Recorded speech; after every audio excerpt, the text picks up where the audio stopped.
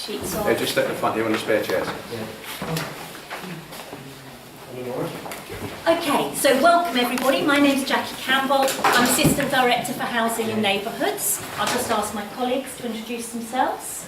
Hi, I'm Karen Talbot, I'm Assistant Director of Property Services. I'm Mike Kettle, Housing Development Manager. And I'm Paul Richardson, the Estate Manager for Middlesex Street Estate. And we do have some other colleagues here, but we'll ask them to introduce themselves as they speak. So you've all got an agenda in front of you. What we are going to try and do, you notice that phase 3 is at the end of the agenda, but what we want to do is get all the other items over in the first hour, so that then we've got a full hour to talk about phase 3, because I know you're all very interested in that. So we'll crack on. Paul, it says police update, but Paul's actually going to update on a couple of things from the estate. Yep, So Paul. Thank you. Unfortunately, the police are busy tonight. They've got a few different functions that they have to attend. They're supposed to come in here, so they send their apologies. John Zuber, the sergeant, has sent me some updates on here for Middlesex Street Estate and Port Soakham Ward in general over the last 3 months. Now, for Middlesex Street Estate, we've had a common assault linked to a domestic incident. Another common assault where a resident was assaulted by a non-resident in the car park, which I think some people may be aware of. Criminal damage to the fire escape bar on the exit to Middlesex Street Estate car park. Theft of a pedal cycle, which was on the podium level. Someone had actually undone the locking mechanisms that we had and stole the bicycle. And some harassment. A resident was sent messages through a phone app from an unknown person. Other crimes in Port Soakham Ward, do you want to read all of them? There's about 15? No? Yeah? Shall I choose a few? I'll go through them quick. Okay. 2 thefts of pedal cycles, 1 in Aldgate, 1 in Harrow Place. Theft of lead from a roof in Aldgate High Street. 2 people stopped for possession of cannabis. Breach of a restraining order. Common assault between friends in Mansell Street. Common assault in the street in Mansell Street, which was not linked to the above. Theft from a motor vehicle. A delivery driver had phone taken from cab whilst in company delivery bay. So don't leave your phones in your cars or vans. ABH Port Soakham Street. What does ABH stand for? Okay. People who'd been out drinking together got into a fight, not linked to any city resident. Outraging public decency. Male and female discovered by police having in a doorway in Harrow Place. So we've got a eye on you. Shoplifting in Harrow Place. People stealing from shops, easy to do, I guess, if you're that way inclined. 2 thefts of items left in Harrow Place. Seems Harrow Place is popular at the moment. Theft of a bag from a pub, does happen. Theft of a washer cover from a car parked in Little Somerset Street. And theft of a scanner from a lift in Guinness Court. Why you would want a scanner, I'm not too sure. But that's the police updates, and they apologise for not coming, but they'll be here next time. Should I go on to the other part? Has anybody got any questions that you want us to relay back to the police on those matters, or anything else? Could you ask the police if they increased the number of patrols since our gate has been left open? Because we're now getting, as you see, we're getting assaults in the car park. So yep, we can they have do that. increased the patrols around here because they're aware, and that goes on to my next thing. The AMPR, automatic number plate recognition system, needs a camera. The camera got broken because it was hit by a vehicle, I believe. So I sent it away to be fixed. It came back, but it wouldn't link up with the video mechanisms we have in the office, so it's gone back again. They're due out on Monday to fix it. They've assured me, totally, so it should be working on Monday. Because of that, and the people going into the car park with different vehicles, we need to keep the shutters open, otherwise people cannot get in and out because the recognition doesn't work. I'll finish this, Mr. Hickman, and I'll take your question if you don't mind, that'll be fine. So what's happening? Obviously people are getting into the car park as and when they wish now. So we have got increased police patrols. We're looking around on a more regular basis as well, myself, Terry and Billy. And also we have got our own patrol out with a dog, I think it's an Alsatian dog he comes around with. He works in other places of the city and he's reporting through to the police and asking them to move on as and when appropriate. I did get a query from a resident regarding... Could you tell us a bit about the dog again? I haven't got 100% So we have a private patrol going around as well. Oh, right. And he can come around with a dog when he sees fit, or not, but he's got that ability. I had a query from a resident, a few telephone calls as well to be fair, regarding the exit from the tower into the car park. The lock is no longer on the door, because that is now a designated fire exit for the tower. We have to do that by law because the base of the tower is blocked off. That's the quickest and most secure, so-called secure exit for you to have. As soon as the ramp works are done, I'll review it and we should go to put a lock back on. That won't be an issue. But I can't leave that door locked. If there's a fire in the tower and you all run down the stairs, or some of you might use a lift, you can't get out. If something's wrong with that lock, it'll be difficult for you to get out. Roger, I Roger was first. I asked a question about that, I know, before Yes. the meeting. My point is, surely it's not a fire risk if you can undo it on the latch as you are going out. Because when the lock was working, you could always undo it on the latch from inside of the tower and exit into the car park in case there was a fire. Yeah. The problem now is the lock is completely disabled, so all these people who go into the ground floor car park can just walk into the tower They can. any time of the day or night. There is a little issue with that as well. Our previous health and safety officer, who was extremely skilled in this, said to me that there should be a fire exit coming the other way as well. But I'm currently working on that to see if we need that to be a fire exit. So for the interim period, it needs to be both ways. Because there's certain distance from, I can't think what exact meterage is. If there's a fire here, you need certain distances to be able to escape. That is a fire exit. If we can change it, which I hope to do so, there's more security for the tower, we can do so. But it's strange that the lock has only become unworkable or unworking Yeah. since the ramp works have started. Because it only really Before come, then, it was possible yes, it was. to make it lock. Because it only come to my attention literally about that time Yeah. that it should be fire exit both ways. So, I mean, there is a fire exit from the car park, which is because the shutters are up all the time. It Yes. seems unreasonable to allow the whole estate to be insecure, because once you enter into the base of the tower, you can go anywhere on the estate. And Most so it's a very serious security exposure, especially as the weather is getting colder now, and we're going to have more people coming in off the streets to Yes. find places where they want to sleep. My partner has also been followed into the estate by people that she was scared of, and it's very difficult to get in and then close the door so that people can't follow you in.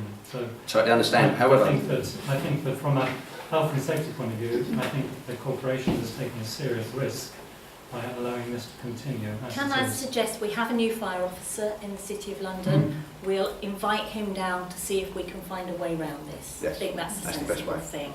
I'm happy to take questions. What I just would warn everyone that the more questions we have about these early items, the less time we are going to have later, and that's fine, but you need to think about that. Gentleman there, you were... Well, in view of the fact there's no staircase down to the ground floor, and in case, God forbid, of a fire, you can't use the lift. What's the problem? That door should be... if someone's in the shed area as well, Pardon? if someone's in the shed area, Someone in the shed area, they're going out, not in. But you can't get out. No, we're complaining about the people getting in, not get out. I think The door being we locked. absolutely take the point about Yeah. security. We will get the fire officer down to have a look and see if there's any way Sure. around this. Andrew, have you got... The ANPR, we did ask for discussion about where the ANPR is going to be placed, and we put it in a place where a vehicle can park in front of it, and I've often seen vehicles parked in front of it, and you're restricting disabled access without sleeping policemen. Do you think that's acceptable? the sleeping police at the moment in time isn't restricting the access because there's no access into the tower. We're not But talking once there's about this access, minute, we're talking about that's going to be there long after the ramps are finished, isn't okay. it? I don't know. I can answer that. I'm afraid. Why would it be there after the ramps are finished? Because it connects the ANPR to the system. What's Okay. the ramp there for? Well, that will be moved because that's not a good situation for me anyway, for everyone else here. So we won't have that as a long-term solution. The ANPR camera where it's located, we take advice from the contractor, who's the expert So in is it the area. acceptable to have a vehicle parked in front of it and you're not... No, it's not acceptable, but then people should not be parked there. We do have our parking contractors who take necessary action when people park incorrectly. Unfortunately, we can't control all the semantics of the estate. We do what we can, enforce the rules where we can, but there will always be people I still who don't don't. understand why it can't be on the pillar the other side, halfway Can up. we look at that? I can look at it, sure. I'll look at that as well. Okay, we'll look at that. Lady here. It's actually, it's partly to do with the police, but it's actually about a broader issue. I remain concerned about the people that come to the estate for rough sleeping. And really my concern is actually sort of more humanitarian than to do with security. I know that not long ago the police were called because some people had been rough sleeping in one of the stairwells, and Joey had to go around and do sort of like a clean-up and so on. And I'm pretty sure that I've seen the same. I'm pretty sure that I've seen the same people actually sitting outside on the steps in the evening, waiting for somebody to come in through the door so that they can sort of slip through and go downstairs. I was recently approached by a lady on a mobility scooter in Harrow Place who asked me for money, and I was concerned, and she said she was homeless and sleeping outside, and I said, on a mobility scooter? And she said yes. And she told me that a charity called Thames Reach was trying to get in touch with her. So I rang Thames Reach and I said, can you do something for this lady? And they arranged to come and see her at 9 o'clock in her sleeping place that night. And it worries me that that we're not linking up our rough sleepers with the rough sleeping organisations that can do something about their well-being in the long term, because I take no satisfaction out of hearing that they've been chased away with dogs and things like that, because that's not my concern. One of my big concerns is that when it gets cold, that we might find them dead in the stairwell. Can I respond to that? Because actually the city does do a huge amount of work.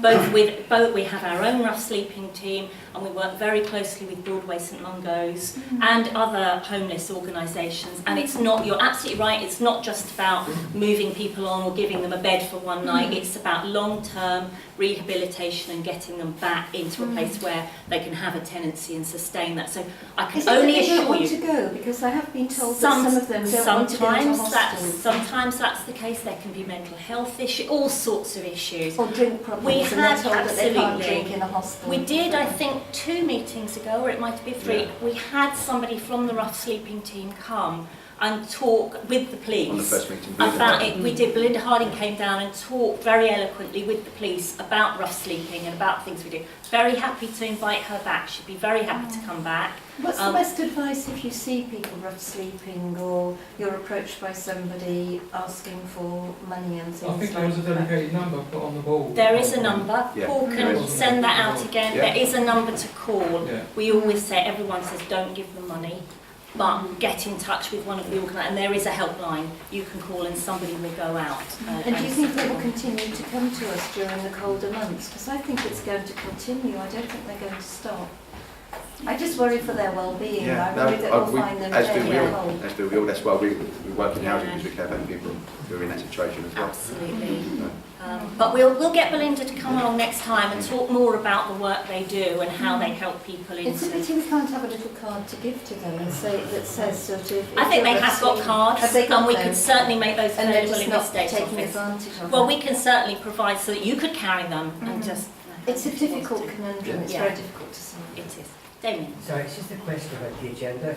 On the previous notice, we were told there was going to be a discussion about the commercial units with Will Wright, Senior Principal and Surveyor, but it doesn't appear on the agenda. Right.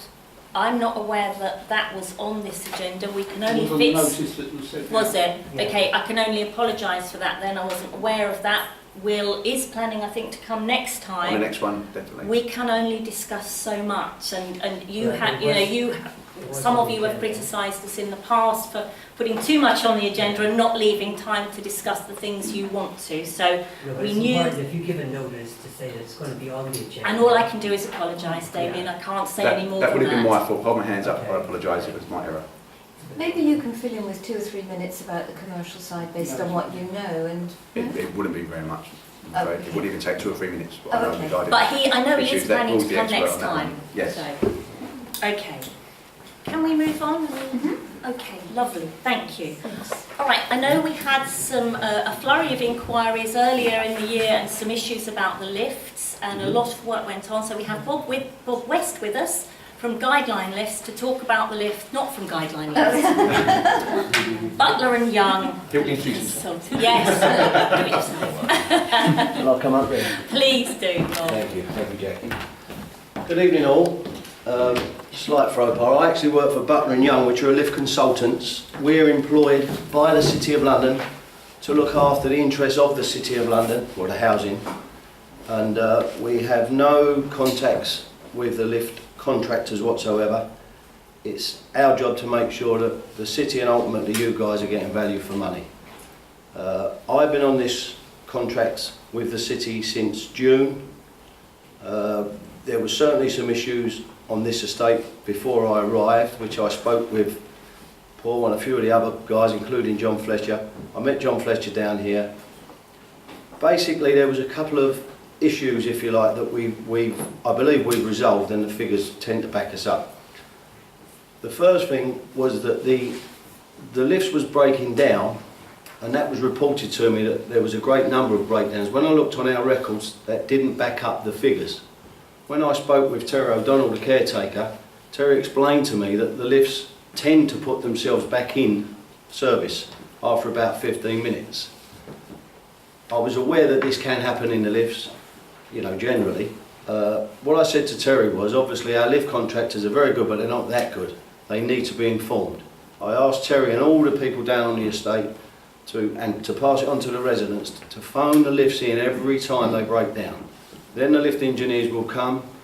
I won't bore you too much with the technical stuff, but there's fault loggers up on them controllers. So even if the lift's gone back in service, the engineers should be able to find out, not exactly, but they certainly have a very good idea of what was wrong, if indeed anything. Obviously that, when every call was getting reported in, the figures zoomed up, which we expected. The contractors then got on top of it. There was a few issues that I immediately highlighted, which required a bit more attention from our lift contractors, which are guideline, which they attended to. That in itself improved the performance of the lifts. There was then a further problem. It was unfortunate that Mr. John Fletcher himself got stuck in the lift, and we had a little run of about 4 weeks where the engineers just couldn't find a problem. In the end, the technician came out and he found a problem, and it was a long-standing problem where the wiring, although the lift was working, it wasn't working the way it should be working, and it was reporting different symptoms. So what I've just said about the fault logger, it was leading the engineers up the garden path, really. They rewired that lift. Forgive me, I can't remember, it was one in the tower, whether it was the right one or the left one. They checked the other lift, which was be found to wired correctly, as it should have been. That was in late September. Since late September, we've had 2 calls on the tower lifts. One was where the lift was left over to preference control, which obviously isn't a breakdown, and one was for a noise. When the engineers came, they couldn't find it. So basically, it was brought to our attention that the lift wasn't performing well. We came in and had a look. We've pointed out a few items to our lift contractors. They've addressed them, they've upped their game a little bit. You guys are reporting it with the state staff. Now they've found out the problems and they've resolved them. Having said all that, lifts are made up of many, many components, as I'm sure you're aware. Lifts will break down. I'm not going to stand up here and say they won't ever break down again, because I just couldn't give that. If I was that clever, I wouldn't be sitting here with you guys. So that's basically a summary of where we are. I'm very happy with the fact that the lift breakdowns have dropped almost to 0 for the time being. That's it basically. There's a few ongoing problems that we are aware of. There's a problem with the pushes. The manufacturer of the pushes, they're the best manufacturer of pushes. If I recommended 100 lifts, I'd recommend these pushes. The lift car push in the button, in the lift car, when you press the 5th floor, that goes in. The manufacturers of them pushes have changed the way they're fixings. Now so they're no longer available off the shelf. So when a push breaks down, it needs completely taken down, stripping down all its individual components, and then rebuilding, obviously replacing the faulty component. Very, very time consuming, and there's no guarantee it'll go again. The answer to that would be to replace the pushes with ones of the new design, but that would also mean, because it's the fixings, we need to change the whole plate, both in the car and on the landings. If we done one lift, that would free up a certain amount of spares to probably keep the rest of the estate going. That's something we're really looking into. It'll cost everybody money. Because of that, and because the breakdowns have dropped, I'm holding fire on that.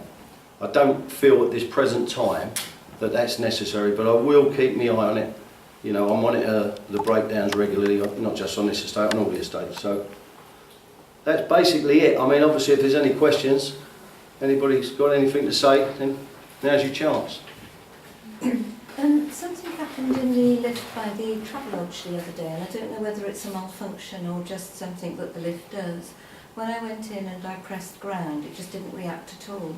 And I thought, oh right. I mean, I think the door closed and it just didn't move. So I pressed open and I scampered out, and then I stood there, and after about a minute, all of a sudden there was a buzzing sound. And then the door closed and the lift seemed to have kind of like corrected itself. Did you report it? Yes, well I mentioned it at the desk in the library, but I got the impression that that it was just one of those things. Well, unless you report it. Oh, I did report it. Yeah, But I did report it it, needs so to we come need to in. make sure Yes, that that's staff right. here It needs to come take it through. very seriously. How long ago was this? About 2 days ago. Well, then I done that report yesterday morning, so in theory it could have been Oh, what? in the Were system. you looking at the lift yesterday? No, I was looking at the reports of the lift yesterday morning. I printed the reports. Oh, it So might have been on there then. it may have been, depending on what time I It was looked. just weird that it wouldn't Yeah. react until I got It- out of the lift, and then it made it- the buzzing noise and started Well, the to buzzing buzz. noise would be if something's jamming the door. So I doubt if that would be related to the fact that it may be the pushes. Oh, You it know. sounds a bit technical. Well, it's not, they are technical, but they're common sense technical. You know, they're not. We'll There's have a look, nothing that, we'll have a look into that. and yeah, see if it's on yeah. report and see if Can I just ask, So, are the lifts monitored, for example, if one is stuck in the lift, how soon can one expect assistance? what if a passenger's stuck? Yeah. Yes, you've got what we call auto dialers, which opens up a two-way, just like a phone line. So if you was unfortunate enough to get stuck in, just hold your finger on the alarm button for 3 seconds or more, and that should open up straight back to Guidelines lift office. Guidelines then should reassure you, see if you're okay, see if you're having a panic attack, anything of that nature. If you are, they go 999 for the fire brigade. If you're relatively calm and relatively happy, they should then contact their nearest engineer to get an ETA, and they can then phone you back in the lift and say it'll be whatever it be, 30 minutes, 20 minutes, 40 minutes. So yes, so it's monitored all the time. Is there any kind of service level agreement for the speed of response then? I believe it's an hour. It may be 30 minutes, forgive me, I'm not sure on it. I know it's 30 minutes on the Barbican estate, but it's a slightly different arrangement over there. I would imagine. Find out. Yeah, we certainly Again, can we'll find put it. that in the... That's for entrapments, that's not for normal breakdowns, but Yeah, that's what entrapments, I'm yes. concerned about. So. The only thing I would always say to this, and I'll say it to anybody, if we had a vast power cut in the area, the lift engineers can't get everywhere in 30 minutes. But that's you know, people would have to understand it. I think one of the main Yeah. pieces of advice that we do try and give as well, and I know it's really hard, I've actually been myself in 2 lift entrapments, but it is the keep calm, because even the matter of keeping your finger on the button to get the call through, sometimes people just press it and don't keep it there for those few seconds and then think it's not working. So again, that's a message that you can, you know, pass around to neighbours and that as well. Okay. Karen's exactly right. Please don't panic, guys. If you're stuck in a lift, there's one certainty: you won't get killed if you stay where you are. I promise you. I'm all joking aside. People have got killed trying to get themselves out, and that's the truth as well. So if you are stuck, please just press the button, raise the alarm any way you can. If you've got a mobile, do whatever you can, but don't try and get yourself out. One of the engineers told me that it will never drop down to the bottom, I like hope which is not. the stuff of your worst nightmare. No, you're right. They told me that they've got kind of cables that will always hold it, and Yeah. you'll never go like You've that. got so many fail-safe items on there, that, you know, you're absolutely okay. Okay. Right. Thank you, Bob. Thank Thank you you very very much. much. That's Right. very helpful. Thank you. Okay, well, we are expecting the demolition of the ramps to start next week, and we've got Victor Callister here from the Department of the Built Environment to talk about the project and give you an update. So, Victor. Thanks very much. Some of you would have met Ashley Heller, who was the project manager for the RAM project. He's been here before. Now, Ashley has moved on in his career. He's gone to work for Cambridgeshire Council. He's going to be a team leader there. And he's left a little bit earlier than we had expected in terms of his starting his new job, which has left us with a little bit of a gap in terms of project management on the project. We've got a new project manager starting on the 3rd of November. This is Daniel Nelson. And Trent Burke, who's a long-term member of the team, is actually looking after it in the interim. So Trent is the main point of contact for anybody on the actual project itself. We have had the hoardings go up and all the preliminary works have been underway, disconnecting bits of electricity and things like that, and just actually gearing up and making sure the site is safe and getting all of the procedures in place for how the demolition will actually be carried out. It was brought to our attention that the signage that was put on the hoardings, which we asked for as part of the actual contract, wasn't up to scratch, and we're putting in better signage this week. That should be in place by Friday. And the artwork and everything is being done today and the printing tomorrow, so it should be on site on Friday. So those enabling works are actually going on, and the machinery arrives on site on Monday for the main demolition works. These are the machines that will actually crunch away at the concrete. I believe the technical term for these machines is munchers. These are munching machines to do that. And they will be putting the propping in place and doing some demolition work by hand in the short term. There's bits of walls and things that can actually be removed just with hand tools. And that will take place in the earlier part of the week. And then the main demolition works will actually commence at the back end of the week.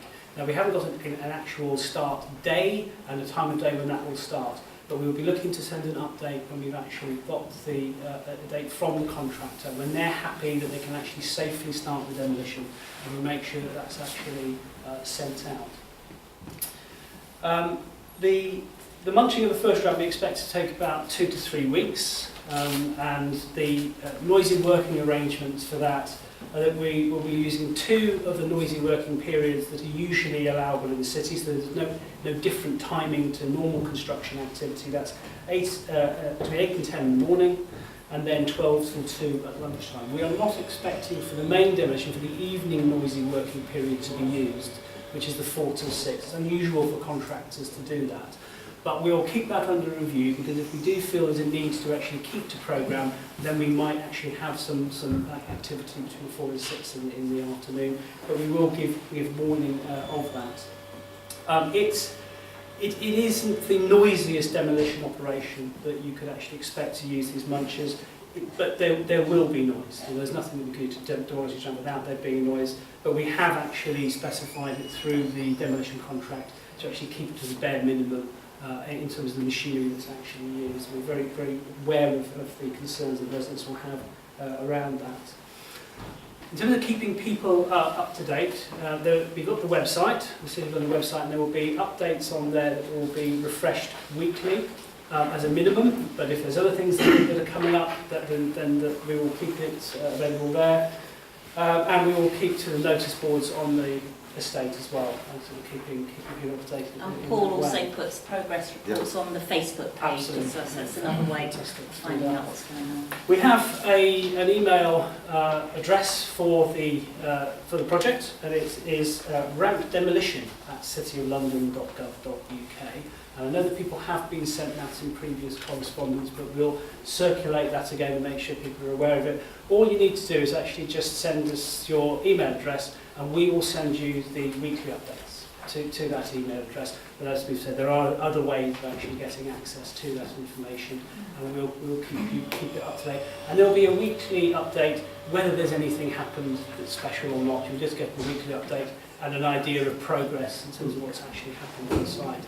So we are hopeful that it'll all go smoothly and that we can actually hit the programme in terms of demolition. We have got designers on board what the space might look like after the demolition has taken place.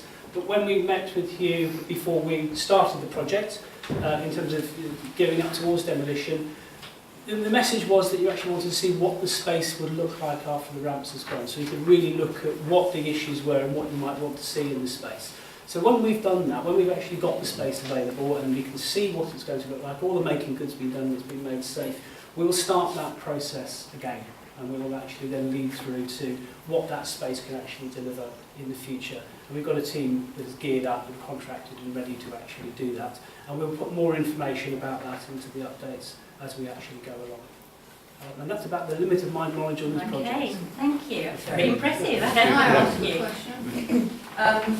Is it a fixed contract, and if it runs late, are there penalties for the contractors? Do you know? I mean, there are. As with all contracts, it's a bit more complicated than that, and we actually have to enter into negotiations over the cause of that delay. if it's something that we've done that's caused that delay, we can hardly penalise them. But but in terms of the time period, they have contracted to a time period to deliver this with all of the usual things that are in place to keep noise, working hours to the agreed times, and there are penalties that can be put in place. Well, we're surrounded by demolition, so it really, that demolition is not going to make any difference to us really. Well, I certainly hope not. Because we have it from Matrix House, it's so loud.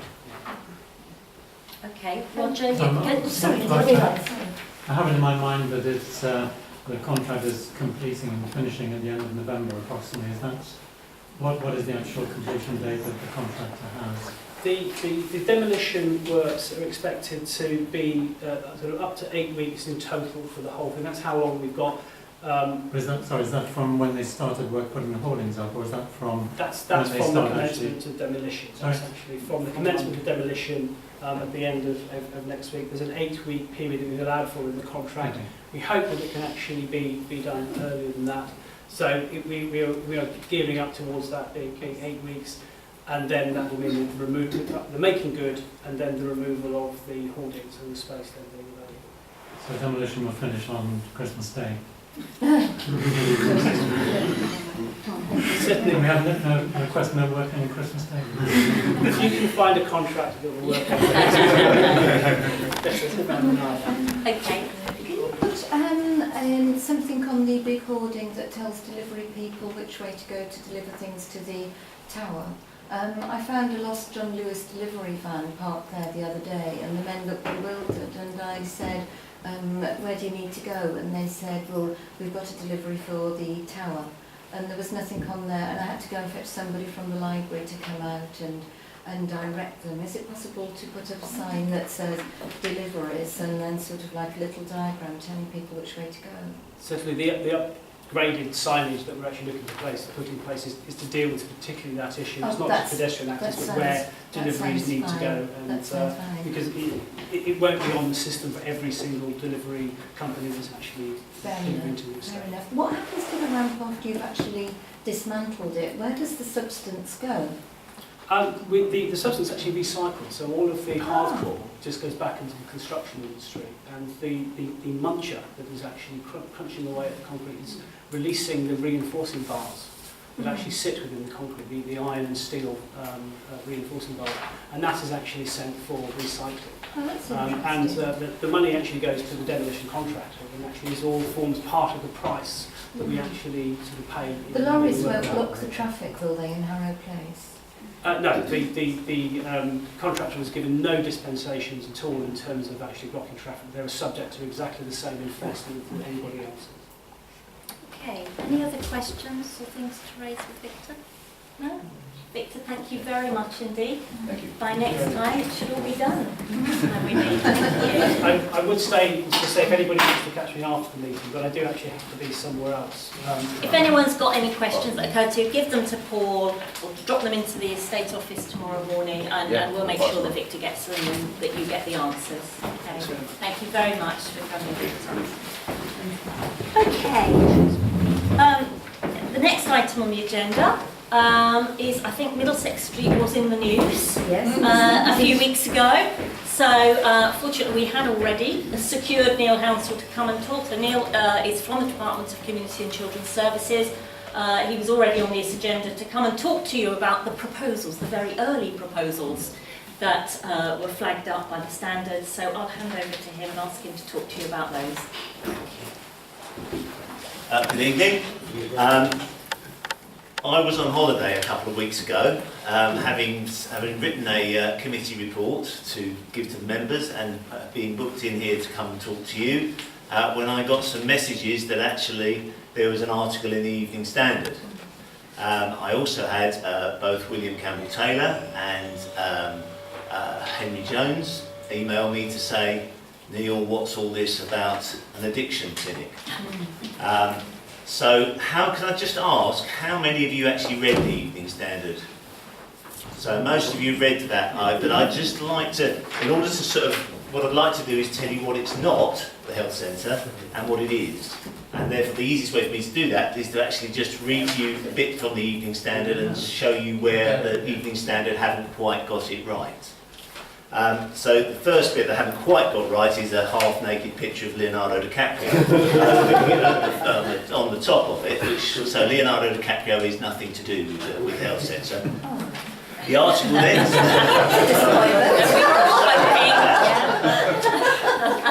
I quite liked his companion myself. Officials want to transform a car park on a housing estate into the first healthcare and fitness centre for workers and residents. True. The City of London Corporation and NHS East London say there is significant need and demand by city workers for health services that address issues such as stress, smoking and alcohol. That's true.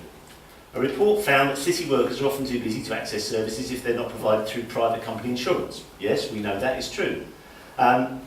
Corporation bosses want to open a one-stop workplace health centre focused on preventative services, which will be partly NHS run and part private. That's not true. It will be partly NHS run and partly run by the corporation, so it's not going to be privately run. It would include stop smoking clinics, sexual health checks, inoculations and physiotherapy, along with stress counselling for those suffering from workplace pressures. That's true. The costs will be met by the corporation and by subscriptions from city businesses that do not provide health insurance to their employees. That's true. A private fitness centre will also provide income. That's not true. It will not be a private fitness centre. It will be a fitness centre much like the centre we run at Golden Lane at the moment. So it will be actually run by a not-for-profit social enterprise charitable organisation. It won't be run by the private sector. It's planned at the Metzingen car park, nearly 900 square metres on the Street estate. True. And then the killer bit at the end, an earlier investigation found some city workers could take up to 3 grams of cocaine a day. Well, that may be true, but it's nothing to do with this report. And last year's hit movie, The Wolf of Wall Street, centred on a corrupt stockbroker played by Leonardo DiCaprio, who abuses drugs. Well, possibly true for the film, but again, absolutely nothing to do with the centre that we're looking to try and put forward. So if that's what it's not, let me say something about what we think it might be. What we know is that there are not enough health facilities in the east side of the city, either for residents or for workers. Residents because actually the doctor's surgery in the city and the hospital and the minor injuries clinic are all on the west side of the city, and there is no GP facility on the east. There are some in Tower Hamlets that I know that you use, but for workers the situation has got worse since the Liverpool Street Walk-In Centre closed. That was an NHS Liverpool Street Walk-In Centre. That closed a couple of years, so there haven't been enough facilities for either workers or for residents. We are trying to actually address that. Now we would like, and I know that the principal things you've been most keen on is to try and get a doctor. And we haven't been successful in that at this moment in time, because the doctors, both in Hackney and in Tower Hamlets, are worried. They're too worried that actually too many workers will sign up and therefore they won't get the funding, because the funding that they get is based on the residential population. If we open, the only way of getting a doctor here with enough people to use it would be to invite workers to use it as well as residents, because there's just not enough of you here living to justify a whole doctor's surgery. So it would always have to be shared. We haven't been successful in that. But what we have got is that now the city has responsibility for public health budgets, and those are the kind of preventative services. So they are things like counselling, they're things like stop smoking, health checks, blood tests, and providing various of those sorts of services. We are doing that in the city already, and we provide some of those services here already. There is already a stop smoking service that provides here, but we provide them in bits and bobs in different places around the city. What we felt was actually the best thing to do would be to try and put that in one place where people could know that they could get all those services, residents and workers. But to make that work, because obviously it will cost money, as I say, sorry I didn't read the headline, stressed city bankers to get 2.5 million public health centre. So only apparently, according to the standard, only the stressed city bankers are going to get this service, but actually, again, not true. But the only way that we can finance that, to actually build this is to actually take money from workers. So, but the idea is that we will charge a fairly commercial rate to higher paid city workers, but because we are a not-for-profit company, any profit we make from that we will use to subsidise free or almost free services for residents and low-paid city workers. And that's the principle that we're working this centre on. That actually it should be able to give a service. We get sufficient money coming in from people who are paid at a higher level. And there are a fair number of those people. We know we're doing the research at the moment to see just how many people there would be that would do that. And actually then we can offer to residents here and also to the lower paid city workers, the people that maybe work in security or they work in Pret or some of the places where they don't get paid very much money, they would get either free or subsidised. Now, we're doing the research at the moment to know, is that possible? So that's what we're aiming to do. We also would include, as I say, a gym. Well, we would do that. It would be a public gym the same way as the one, as I say, Golden Lane is, and therefore the pricing structure again would be similar to the one at Golden Lane, where again workers who can afford that will be paying a kind of £35–40 a month subscription. Residents pay around about a £10 a month subscription. Now, I can't give you exact prices at this moment because we haven't worked it out, but the principle is the same thing.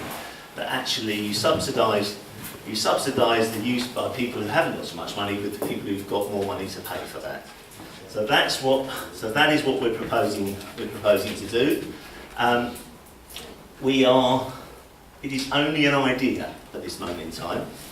It is not even yet a proposal.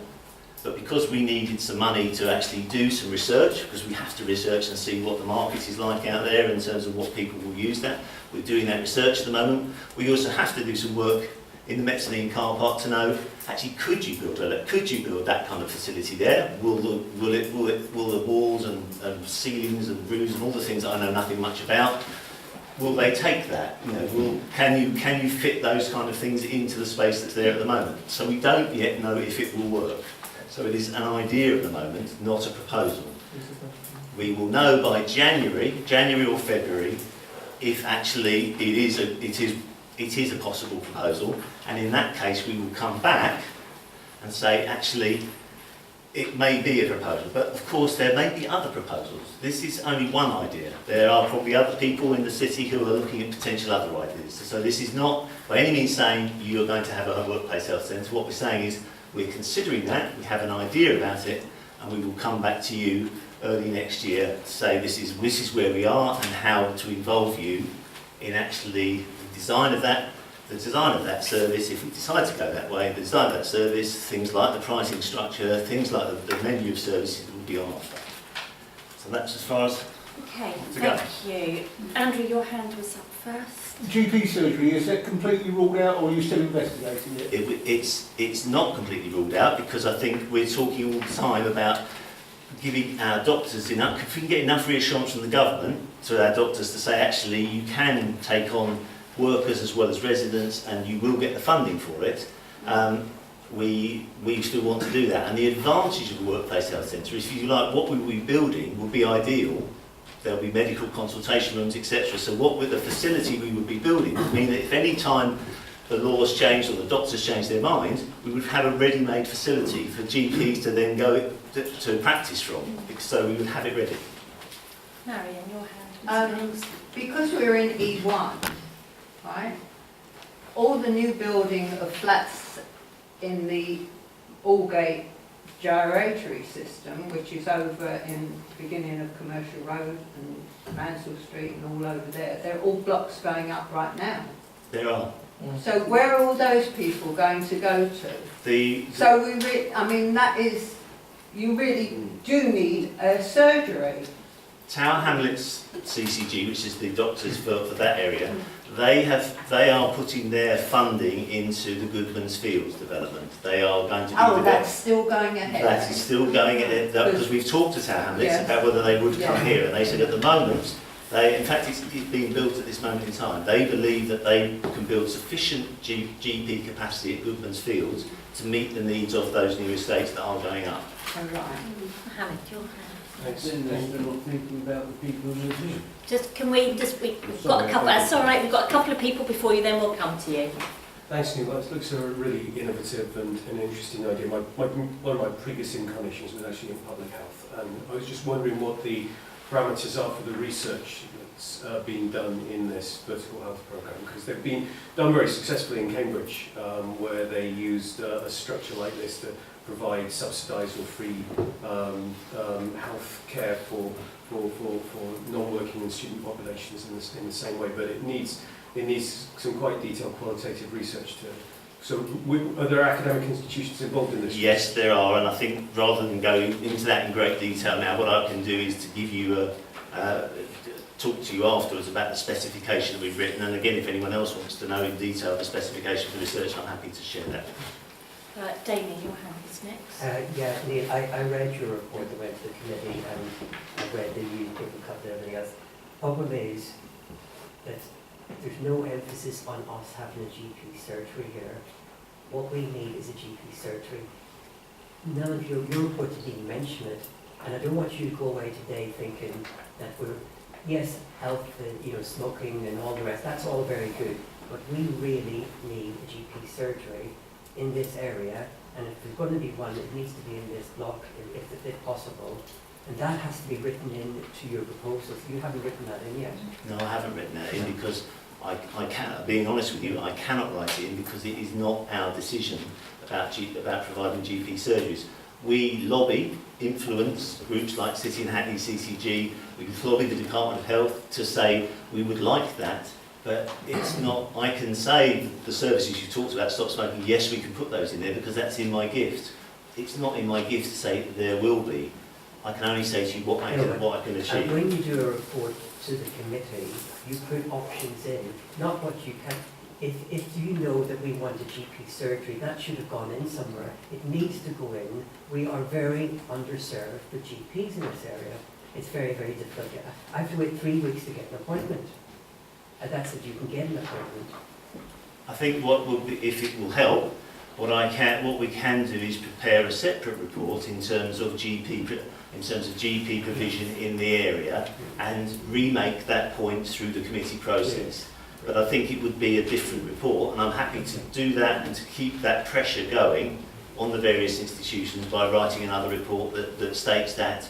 And I think I would also be interested, I think, for us to Health Scrutiny, which is the Health Scrutiny Committee, to ask Tower Hamlets CCG to come in and talk about their plans with the members so that our members get the chance to scrutinise Tower Hamlets CCG to say, actually, we don't necessarily think these plans are adequate for our population. Did we have another question then? Okay. Either. Did you have a question? Did you have a... That's been done, has it? That's fine then. I am just a couple of things. You mentioned about the gym. I'd be very careful about sort of your investment in a gym facility because there's actually quite a few gyms here already and they're not really flourishing. The most recently opened gym is about 2-3 minutes walk from where we're sitting now, and they've had to close for part of the week because they had so little sort of subscription that they couldn't actually justify being open every day of the week. And you can actually get to about 4 big gyms in about 3 or 4 minutes walk from here. If you added another gym, I'm not sure how much take-up you would actually get.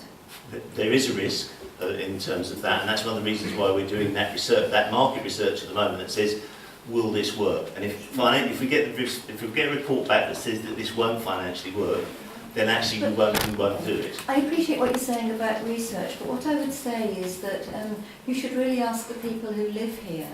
And if I'm honest, the people that are here at the meeting this evening are not necessarily representative of the people on the estate who would have the greatest need for these facilities. We've got quite a few disabled and elderly people who won't come to a meeting like this and they won't actually come out, but they are interested in what you might be offering in terms of medical facilities. And the elderly people I've spoken to so far have all said, a GP surgery, well, that would be really good because I find it so difficult to get to the one in Spitalfields and things like that. And I think it would be good to prepare something to put through doors and say to people, this is actually a possibility and these are the options. If you could choose, which of these things would mean the most to you? What would benefit your life most, and then see what kind of feedback you get from people, and say to the elderly and disabled people and the people with children, what would help you most to have in this facility? When I come back to you in January, if the proposal is viable, that's precisely what I think we'll do. But at the moment it's still an idea, and as I say, we may not be taking it any further, but I think that the next step, if we decide to take it any further in January, would be to do exactly what you're saying, is to But ask ask people. people now, because it's just a sheet of paper through people's doors, and let them tell you what they want, and then you can make a decision based on that. Can I? Sorry, that's all right. No, lovely, that's lovely. I've got 3 hands. If it's not a GP facility, what sort of menu of subsidised medical services are practical? I mean, I don't smoke, so that doesn't. I don't take drugs. I'm no longer as stressed as I used to be.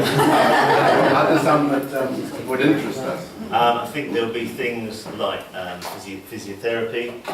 May well be there. I think there'll be things like blood tests and health checks in terms of giving you basic checks. I think there would be things like inoculations, vaccinations, so that if you were going away anywhere or if you needed a flu vaccination, things like that. Nurse tests. There is one up near Finsbury Square. Yeah, we got our vaccinations. Yeah. That's right. So that there are those facilities, and that's why we're having to check whether that would be viable. But again, I think taking the point that was just made, one of the things we would be doing if we can take it to the next stage would be asking people what are the kind of services that they would like to see, and then seeing if we can actually provide those. But we will need the workers to need those services as well, because if we're going to subsidise residents using it, we need it to be a service that workers want as well, because they'll be the ones, if you like, paying for it.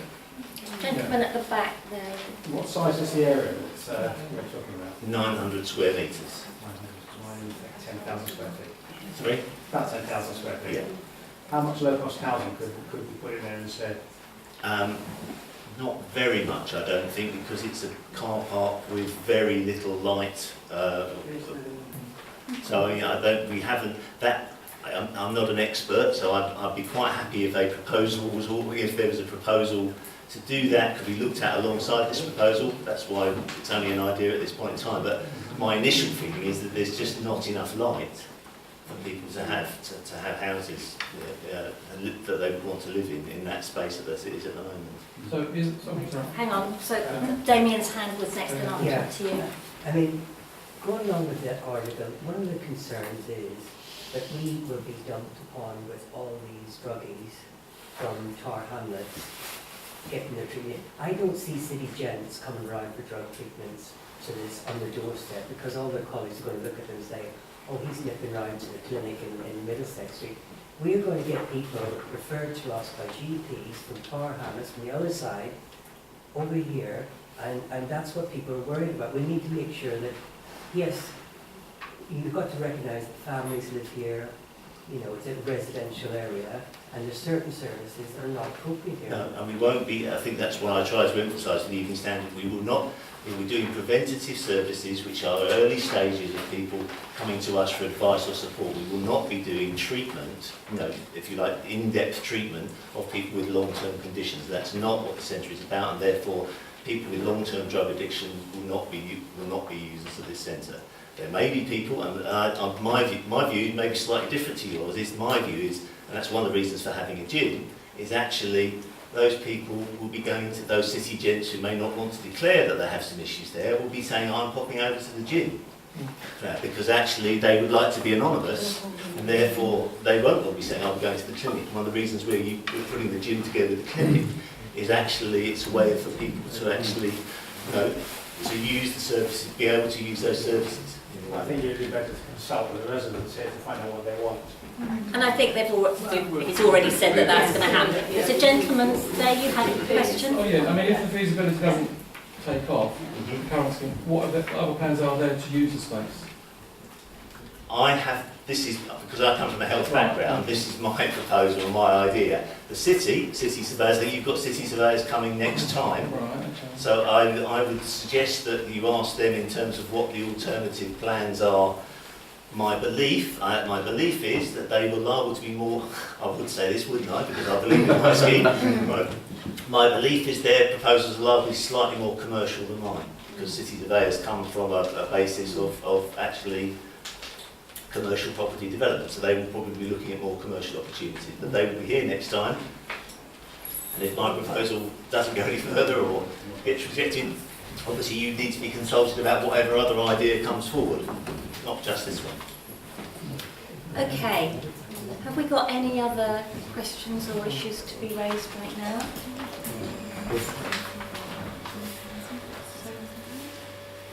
Yes, Karen, yes, thank you. Yeah, Karen, just obviously whatever scheme does happen, the estates team, housing, the whole will be heavily involved because it affects you and you're what we do. So, so we will be heavily involved in whatever happens on your estate. But thank you, Neil, for coming to talk about that. Okay, spot on time. We have done all those items in an hour, which gives us an hour to talk about phase 3, which I know is something that you're all very concerned and interested in. What we're going to do, we've got Mike Kettle here. Mike is going to talk about the work that has gone on so far and where we are in terms of phase 3, and then Karen is going to lead on some information about what happens next. So if we roughly allow half an hour for each, it may not quite work out that way, but so that we can cover everything in that time.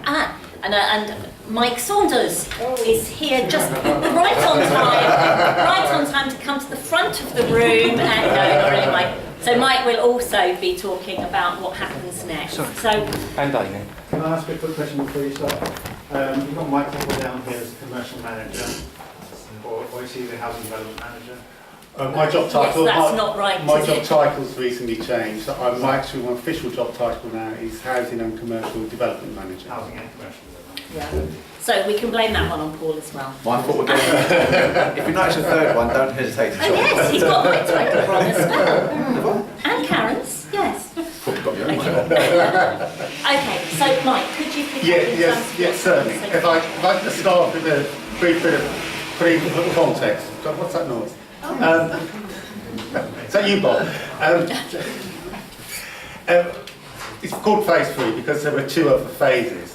The first phase was the implementation of decent homes, kitchens and bathrooms and triple glazed windows, which completed at the end of 2010.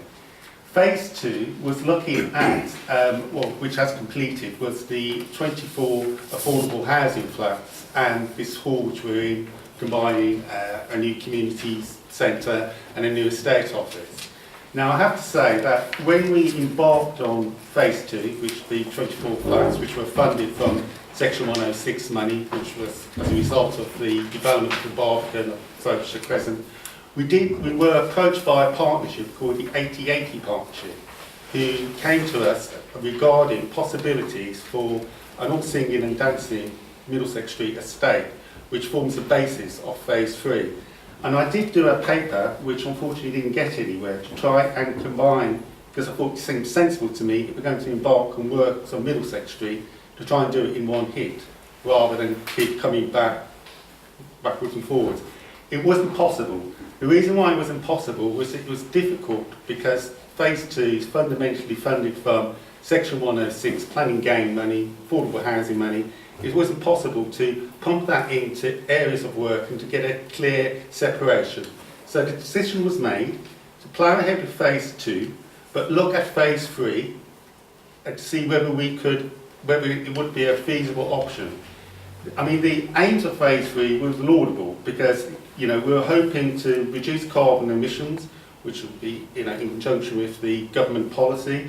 We wanted Middlesex Street, I'm sure you've heard Eddie Stevens calling it an exemplar estate. That's honestly what we wanted, and then we went with the best intentions of that, because we could reduce electricity bills, carbon emissions, and what we wanted to do, if we could build flats around the roof of Petticoat Square, would be to have some of those flats for private sale, which would go to help fund some works which would in fact be improvements. And so that was the intention. I mean, we were looking at combining existing major repairs with cladding, CHP system, combined heat and power, ventilation, electrical wiring. That's what we hoped. That was our aspiration. So to achieve this goal, we had to employ some consultants. Now, we didn't want to chuck a lot of money at it, so we basically, our first step was to employ structural engineers. Could we physically build on top of Petticoat Square? Because if we can't, then we'll just forget the idea. So we looked at that. We got architects on board, we got structural engineers on board, NAPSIGs. They confirmed that we can do it. We looked at a fire strategy. Yep, that's fine. We looked at noise report. Sandy Brown did a report. Yep, we couldn't do that.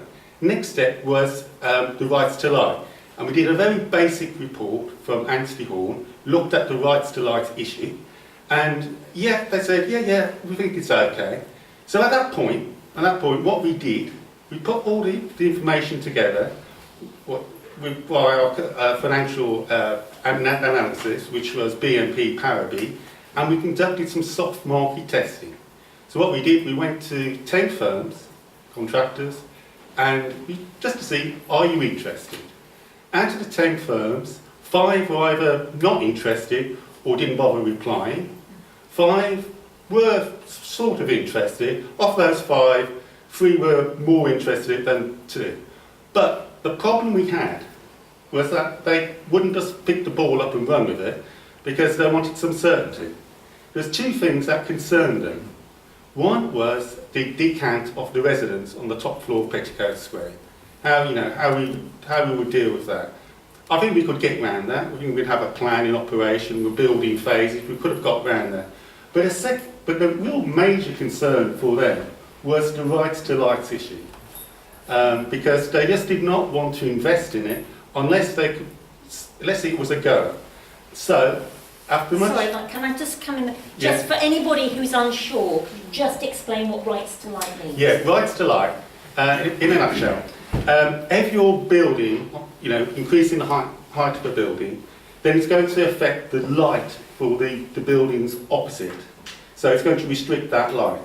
Now, so we have to assess the amount of loss of light that's going to affect to those neighbouring properties.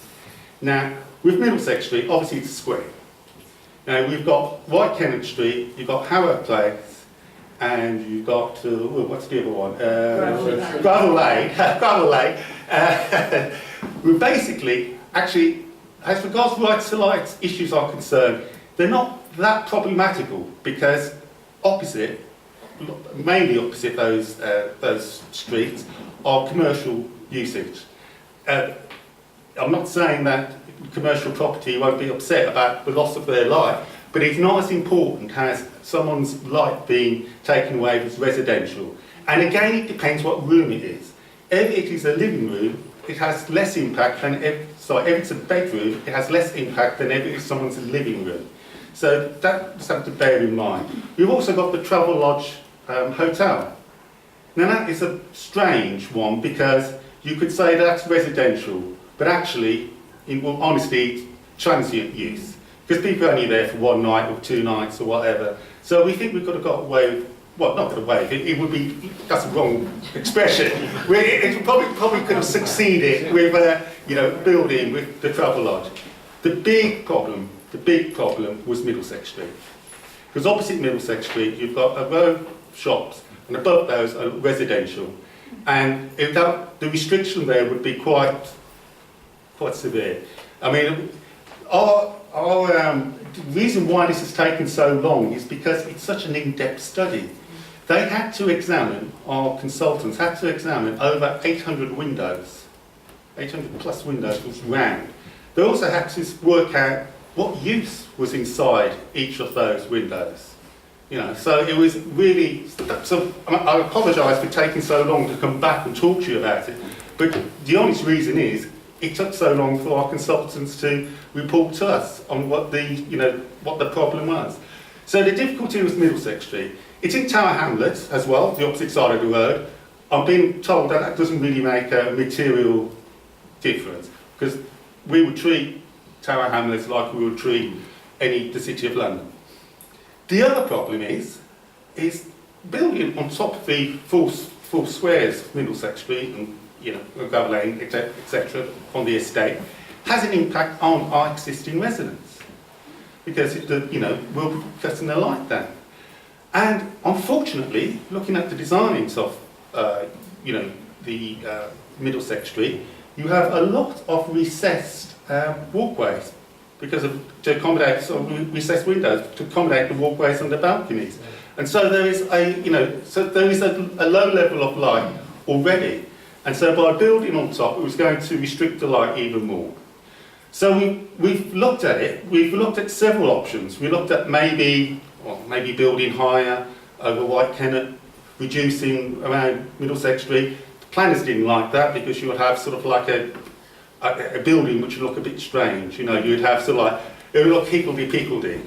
And you know, we've gone backwards and forwards and we've looked at it and we really do think that unfortunately we can't take this project any further. We've looked at it and we think that we can't. I mean, we're so sorry. We've done it with the best intentions. We're trying to, to save you money on, non-leaseholders money on the service charges. We're trying to improve the estate. We're trying to do something imaginative, but really we've got to a stage now where we think that we can't really take this any further. If we were to take it further, it would be very prolonged and procrastinated, because what we would have to do, we would have to negotiate with all of the neighbours around, and would have to get, you know, them to agree. The situation is that really, if we were to plough ahead, someone could injunct on the City of London and stop the work in its process, unless the City of London was to invoke its planning policies, whatever, which I don't think they really want to do so.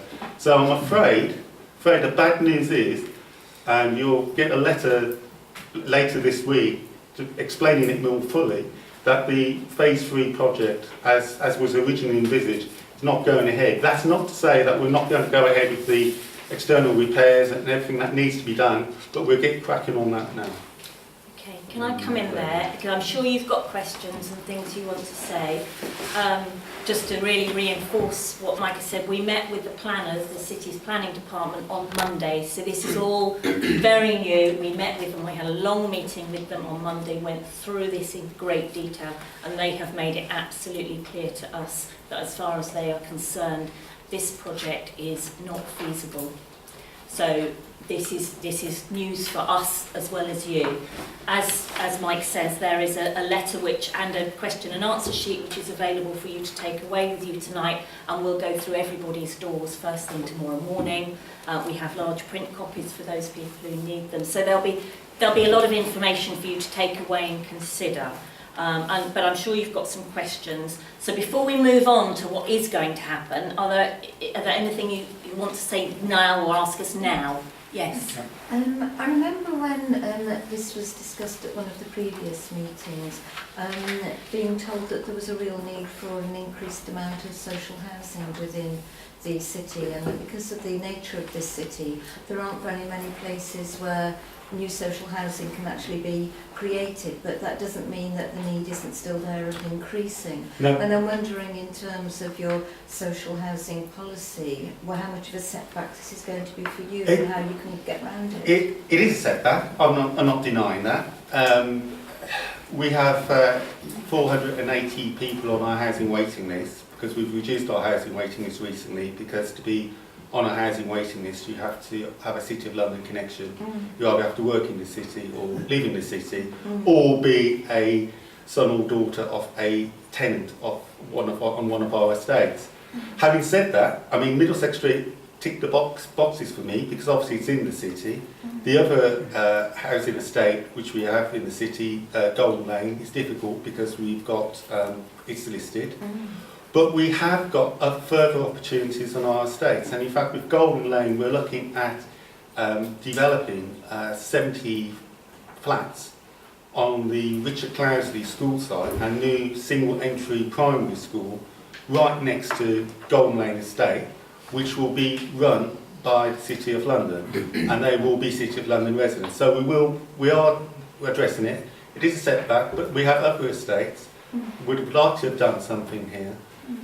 It's just that the impact on the existing residents was such that really we can't really take it much further. I mean, we were told that, you know, legally we could do it, but in planning terms that's not fair, and we all want to restrict existing tenants' rights. So, Damien. Sorry. I'm sure this will be in the information that you're going to be sending out. I hope so, but... So, sorry, does that mean that long leaseholders obviously will be footing the bill, so to speak?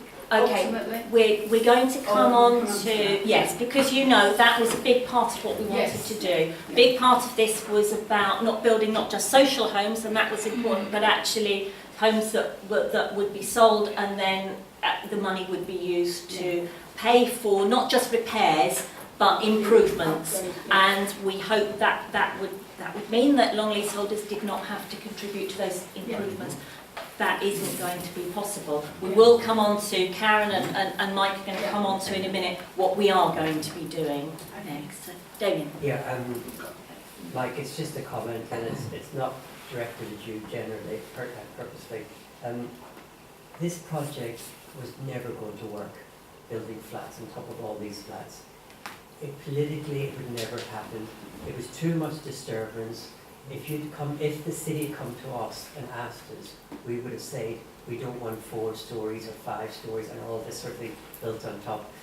I'm just sorry that we've been put through all this stress and delays, and the city spent, I mean, you could tell me 60,000 on these reports, 70,000, 80,000, to get to the point where we knew it would never happen. But we are where we are. Yeah, we are, and I can only apologise, and it was done with the right intention. Yeah. I mean, I certainly not in the business of writing committee reports and having meetings, etc., just for the sake of it. I actually genuinely tried to make this work, and you know, for the very valid reason, where else can we build in the city? And you know, we are in one of our estates in Avondale, where I actually got planning permission to build on the top of the roofs of 2 blocks, and that's a win-win situation, because for the long leaseholders, they don't have to pay, or their service charges will be reduced, because the roof repair is effectively the new flat on the top of their roof.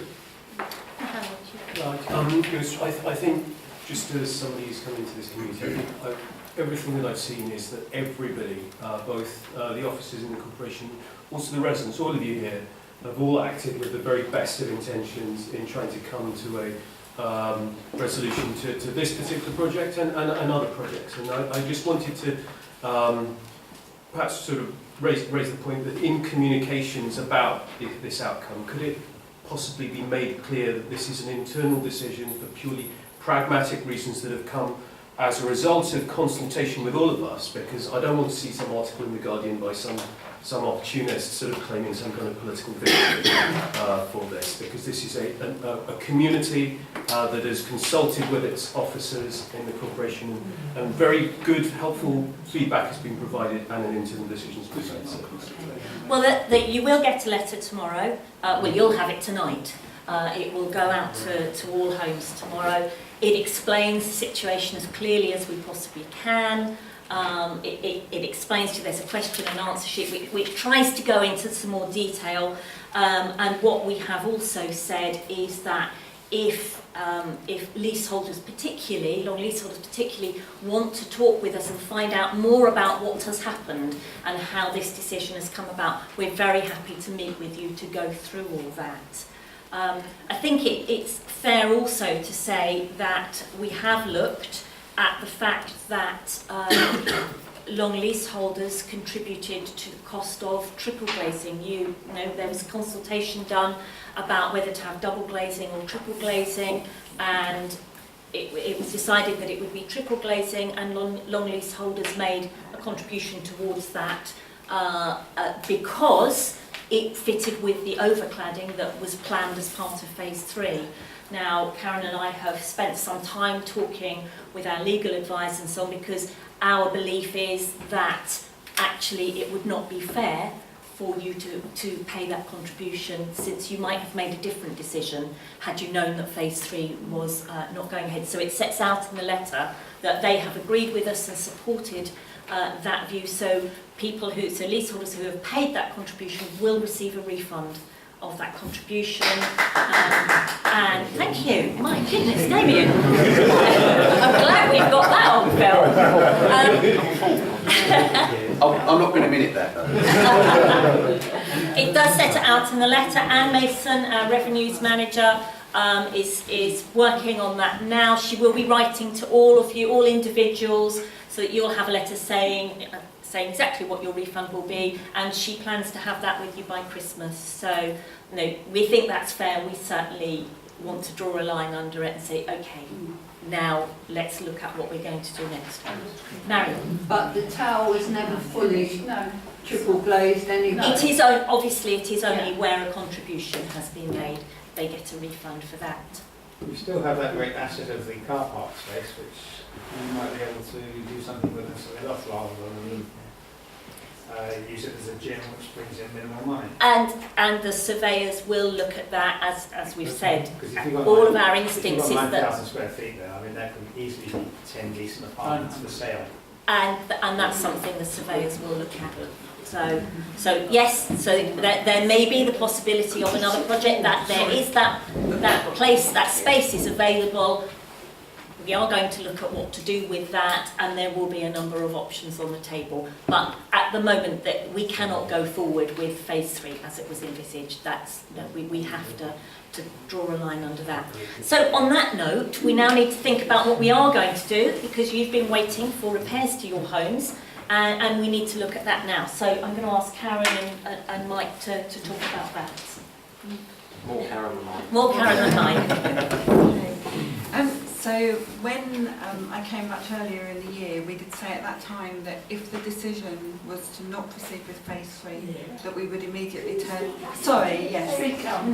When I came earlier in the year, I did say that if the decision was not to proceed with phase 3, that we would immediately start to turn our attention to the repairs and maintenance that needed to be carried out on the estate. Now, some of you will already know from those earlier discussions that we have a 5-year works programme across all of our estates. Some of those repairs and maintenance issues did include Middlesex Street, but we were all really waiting for the outcome of phase 3. What we're actually proposing to do is we're due to go to committee in December to get agreement to that 5-year work programme, and that 5-year work programme will now include the repairs and maintenance that we need to carry out on Middlesex Street. Now, I'll run through some of the things that we know that we need to address. What I don't have this evening for you, though, is a detailed timetable of when that will be done. Sorry. That's okay. Having said that, we are very conscious that you've been waiting for these repairs for quite some considerable time, and we're looking to bring that programme forward for Middlesex Street where we can do that. And what we would propose is that once the report has gone through committee process in December, that we will then come back to you and talk to you early in the new year, probably be an extra meeting to actually come through and work through that timetable of those repairs, so that you've got a bit more information and expectations as when those repairs will be carried out. But certainly the things that we're going to be looking at over the next couple of years, so when I say couple of years, I'm talking about financial years 2015-16 and 2016-17.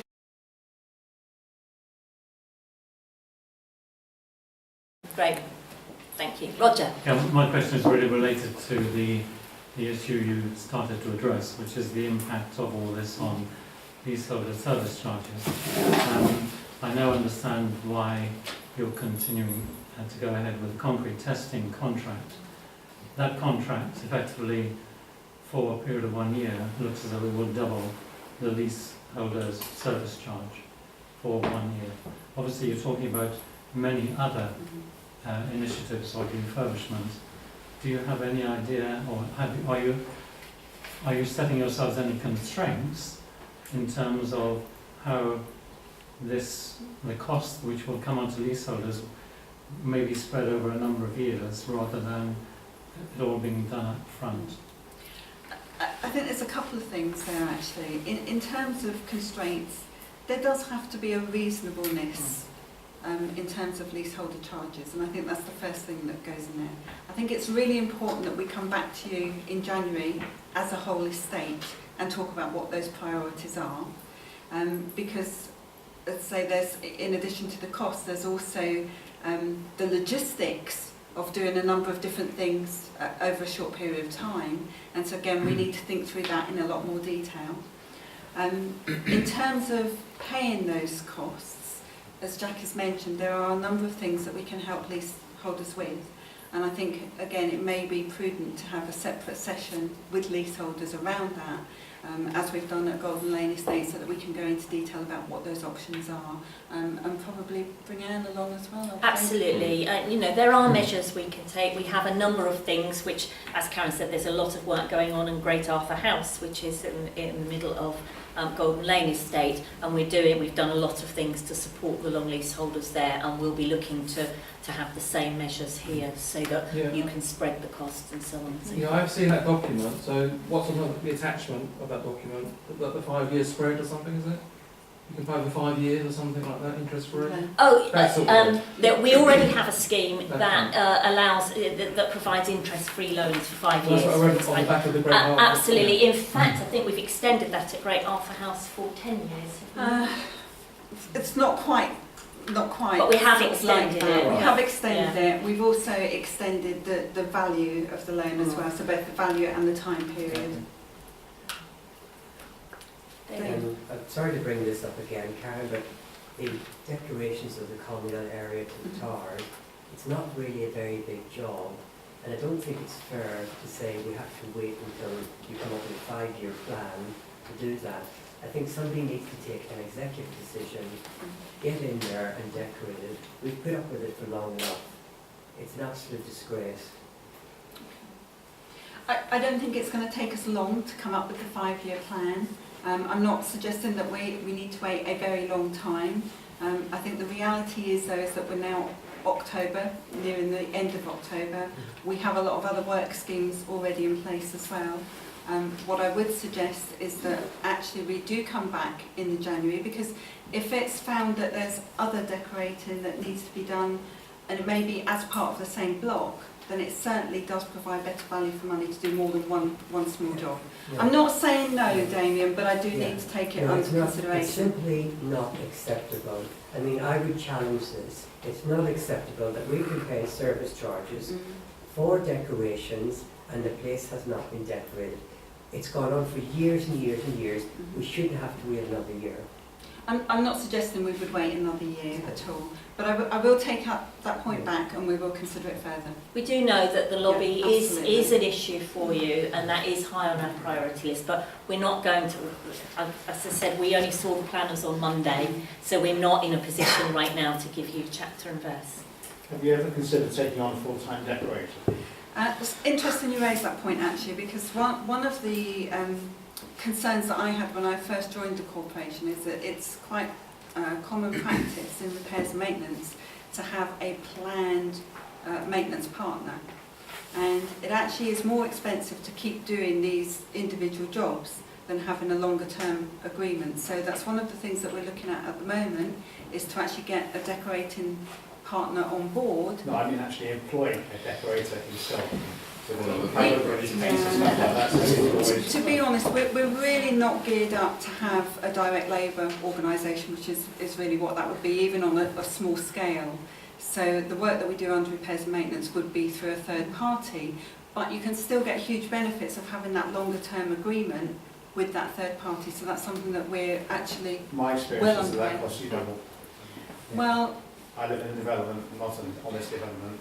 We had a quote of £250,000 to do our internal our corridor decorating, our doors, our window ledges, things like that. We worked out we could have 2 decorators employed for 5 years for doing that. We took on 2 decorators, they finished it in the year. We then laid off 1 decorator, we keep 1 full time now. Right, okay. I mean, There's always work for him to do. It's certainly not the approach that the city's taken at the moment in its housing service. As you're aware, the majority of our repairs and maintenance is actually through a third party contract.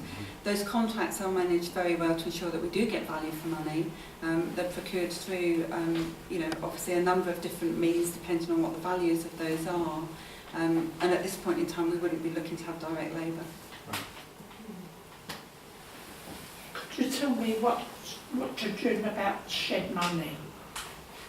Yes, on the survey I did, closing date was a week ago last Friday. I've had, I think, 35 or 40 at least responses. I'm currently working through those, collating the responses, and I'll reply to everyone in a letter, probably the start of next week, to say what the responses were and what the largest votes were, basically, for what they're going to be.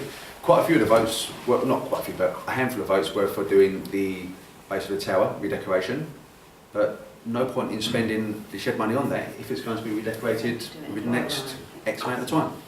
But certainly, if there are some votes which are very close together, I'll give you the votes on what you want to spend. I'll say, these are the top 3 votes, what do you want?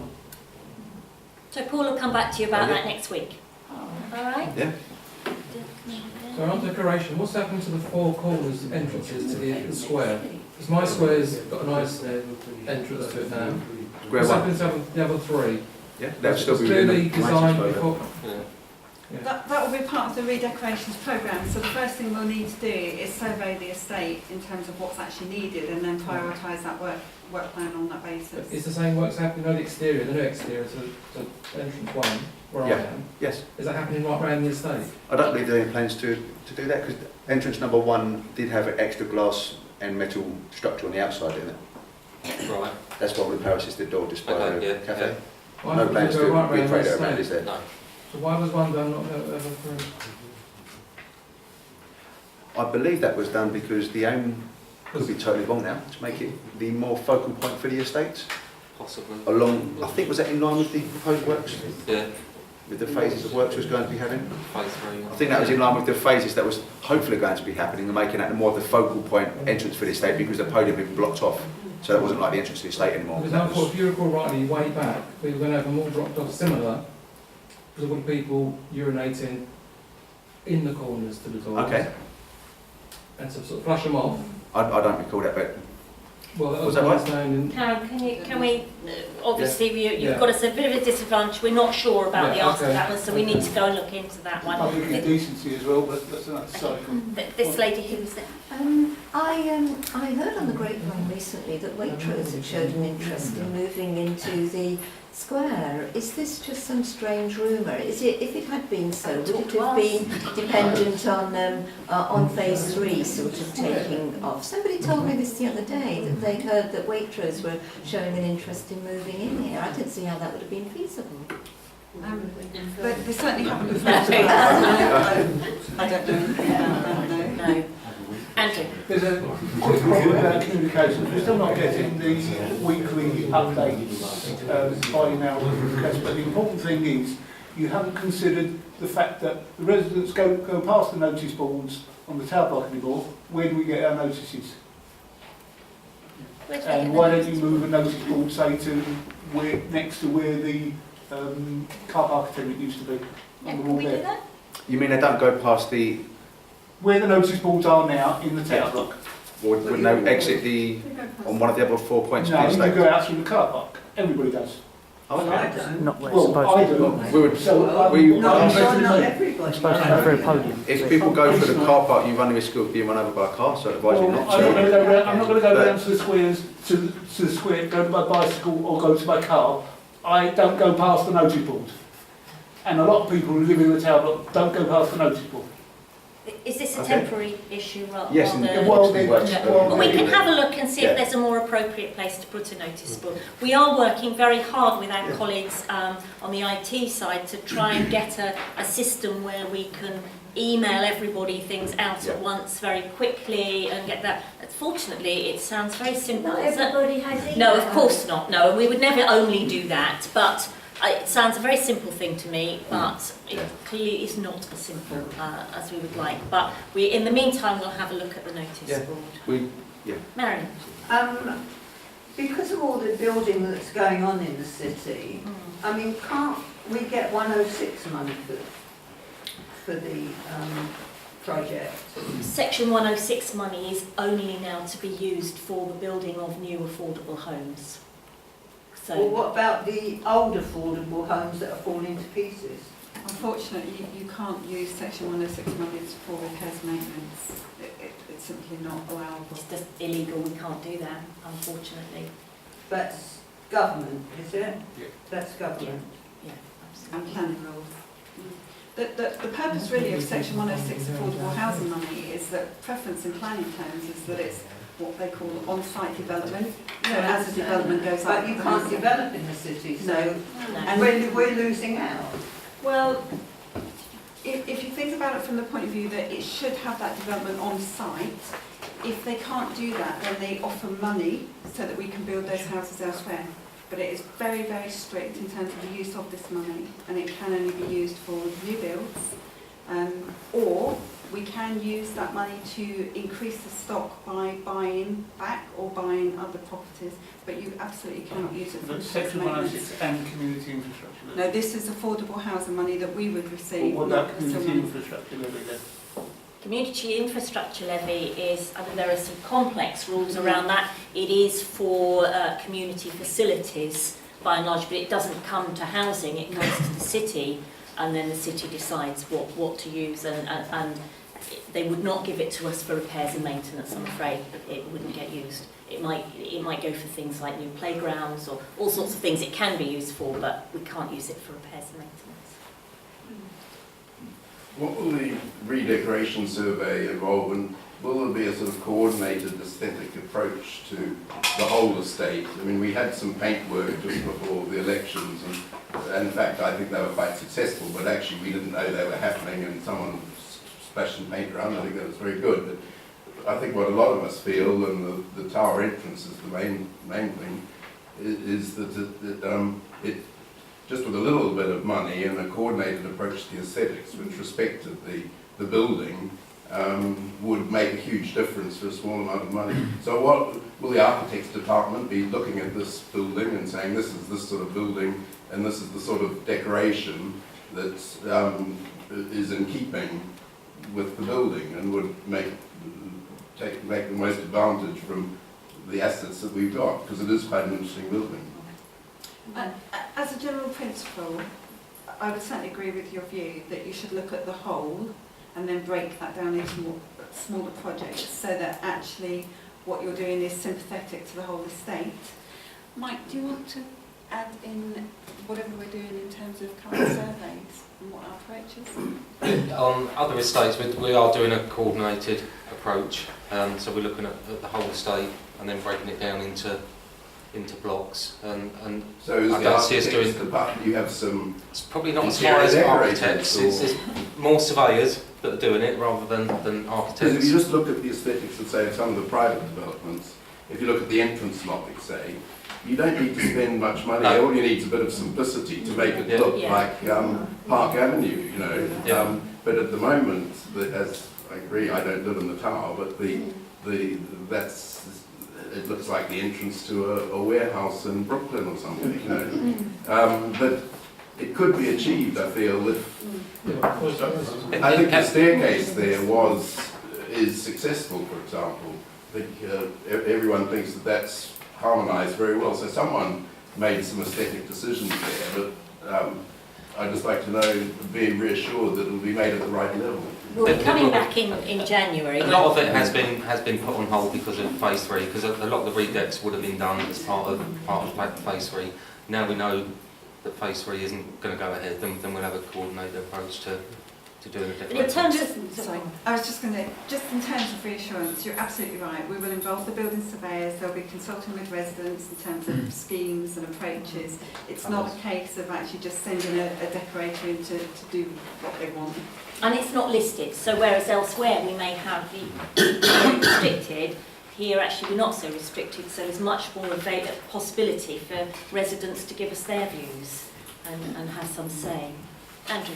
Karen, I understand you're doing a CCTV survey on all the estates, is that correct?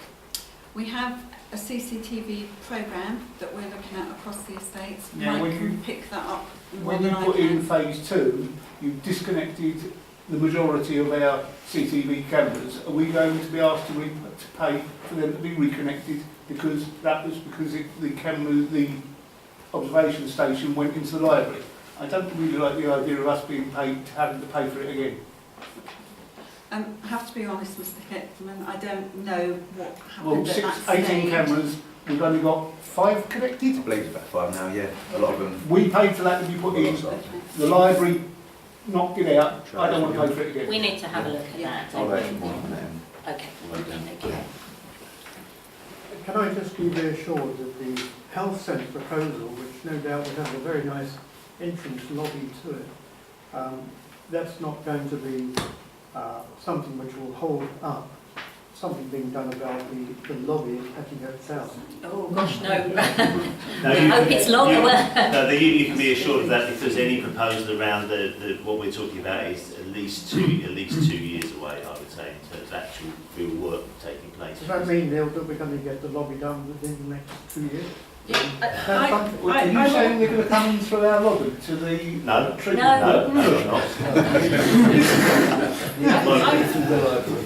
We will certainly give the commitment that the town will be done next year in terms of the lobby decoration. What I can't say at the moment is exactly when, and we want to have that opportunity in January, but you will not be waiting beyond the year. Roger. I'd just like to reinforce Alan's point about somebody, not just a surveyor, but somebody who's got some graphic design understanding, architecture understanding, should be involved in planning the redecoration of the entrance to the tower, because I'm sure they wouldn't choose the whole variety of colours that are available. At the moment when you walk in, none of the colours match each other, so it would be very easy to choose a nice matching set of colours.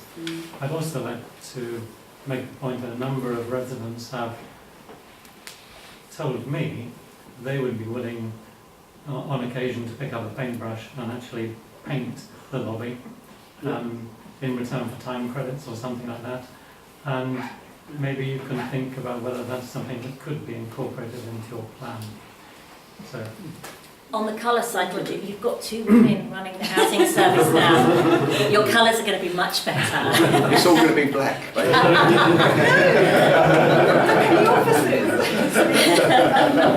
Just a point about the green issue with our heating, ventilation and cladding, etc. A couple of us went to something called the Green Alliance a couple of years ago. There's not any sort of green money or anything like that available that could assist us in the future regarding the heating, etc.?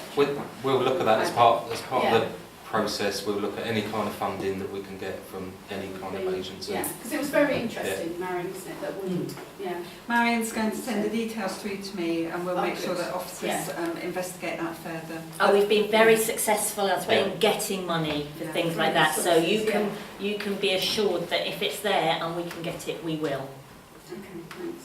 In the list of works, unless I missed it, there wasn't any mention of cladding. I was under some impression that there was some obligation that the tower needed to be reclad to meet some general environmental requirements. But is cladding not on the agenda anymore, or further insulation apart from triple glazing? Cladding is not on the agenda at the moment, overcladding. However, we will look at opportunities for improved thermal comfort. The difficulty is that if we were to look at overcladding, it certainly would be deemed to be an improvement, because there actually isn't an environmental requirement to do that work. The main emphasis for us is really essential repairs and maintenance in order to maintain the stock and to bring that stock into a good standard.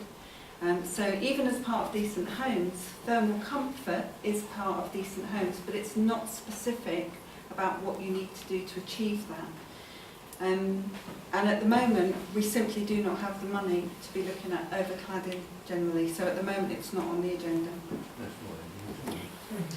In order to preserve your resources a little bit so you can spend money where you want to spend money, do you look at cheaper suppliers for your energy bills? And how often do you actually go through that? At a corporate level, that's very much looked at. We have an energy team that look at a number of different things, and we work very closely with that team. It's not something I'm specifically personally involved in, but certainly I know that officers are, so short answer is yes, we do. Has anyone considered whether the storage sheds in the lobby, in the car park space and the redevelopment of that, whether there'd be any space to put them in that, in part of that car park development, so that the lobby, so that you didn't have to make your way past the storage sheds, assuming is that going to be the main entrance? Or? Yeah, it'll be the main entrance to the tower. We haven't looked at that, but it's an idea we can take back and give some thought to. Thank you. Has anything been thought been given to the removal of the bicycle racks in the entrance of the towers? Similarly, no, I guess not. I think a while back a survey was sent out and people were like kind of, yeah, we could do that. Do you really want it removed at the moment in time? Because we could look to be doing that once the redecorations take place. Because if it's removed, the floor's going to look terrible. And it's going to be an eyesore. I know it's not exactly the best looking thing in the world now, but the floor will look terrible at the moment in time. It wouldn't cost a fortune.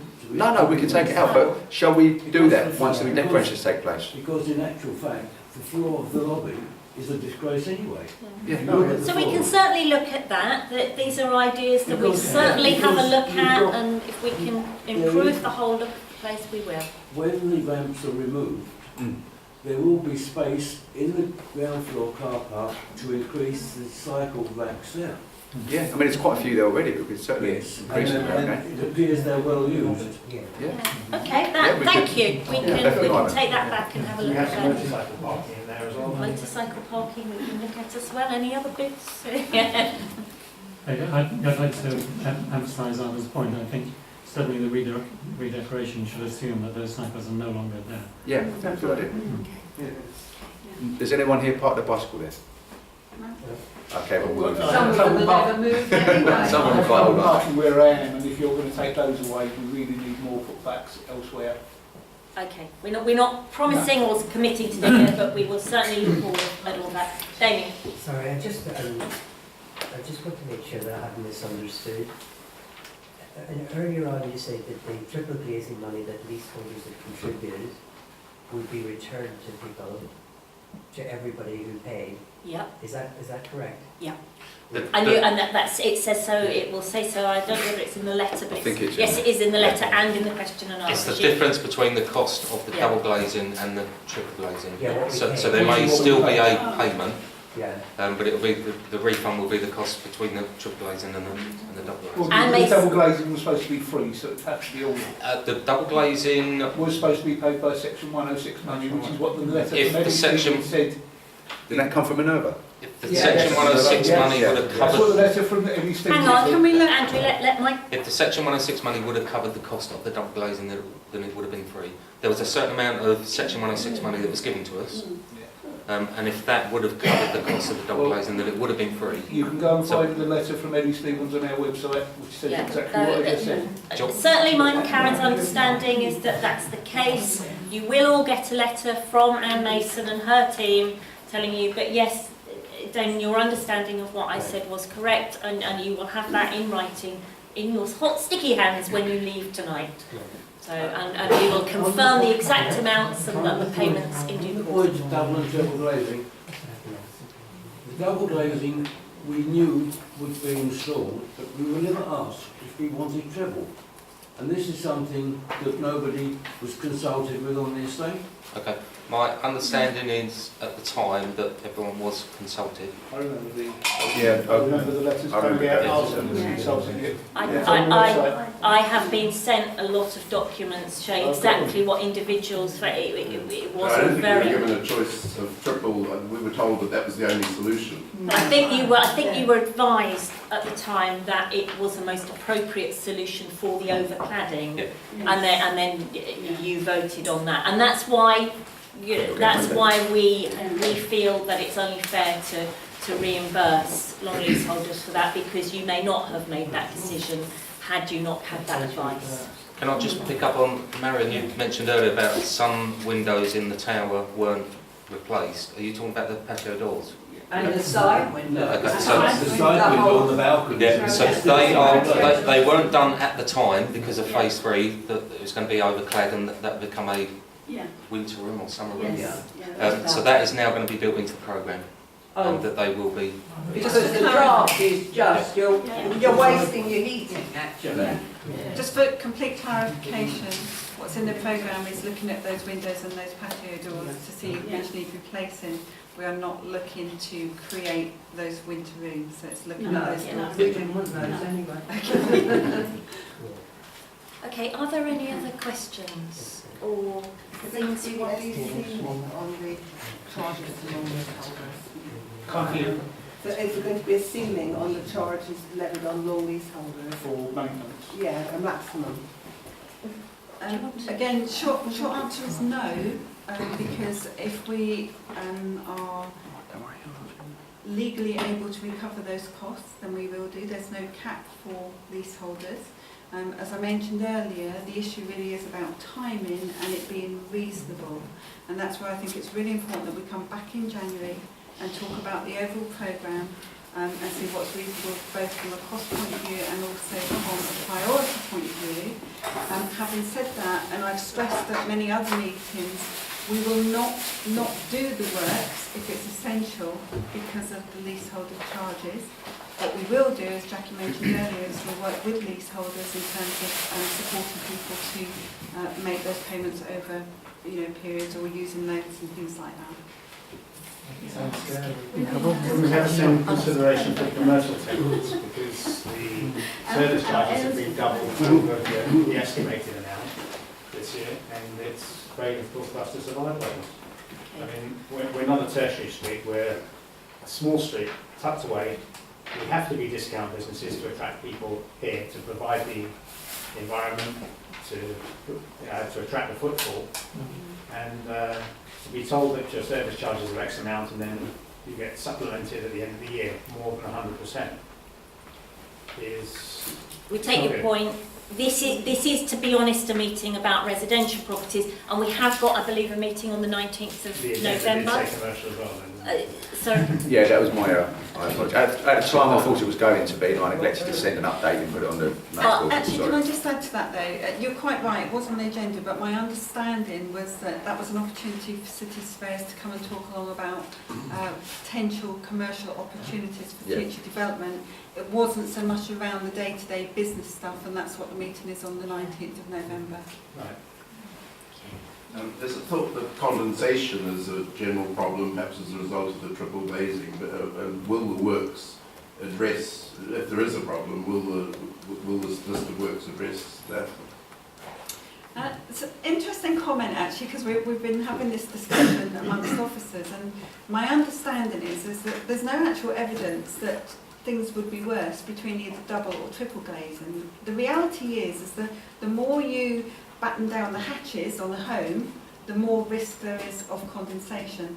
Because one of the things we objected to was the fact that the triple glazing involved taking away those the windows that you could open, particularly on the podium, and we were able to have a draft going through our flat at all times.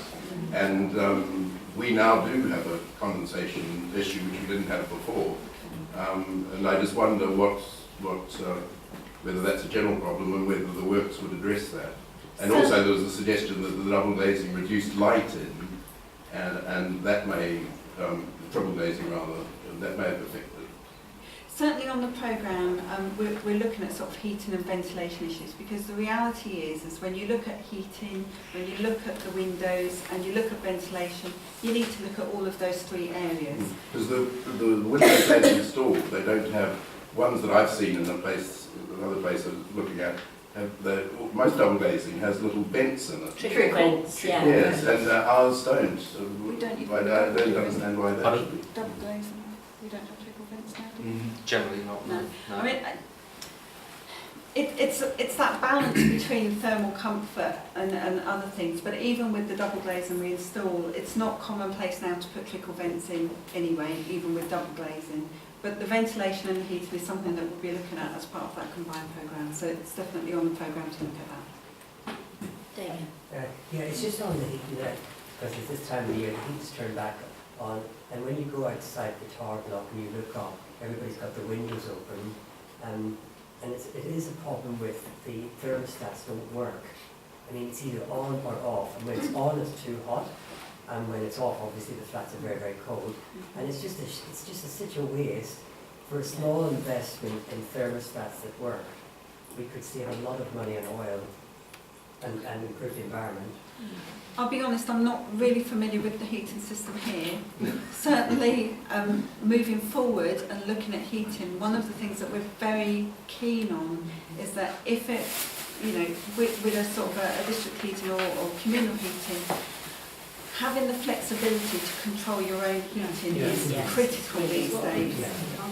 And certainly with other feasibility studies that we've carried out on other estates, that's been fundamental as part of the specification that we were given to the consultants to look at those opportunities for having that flexibility.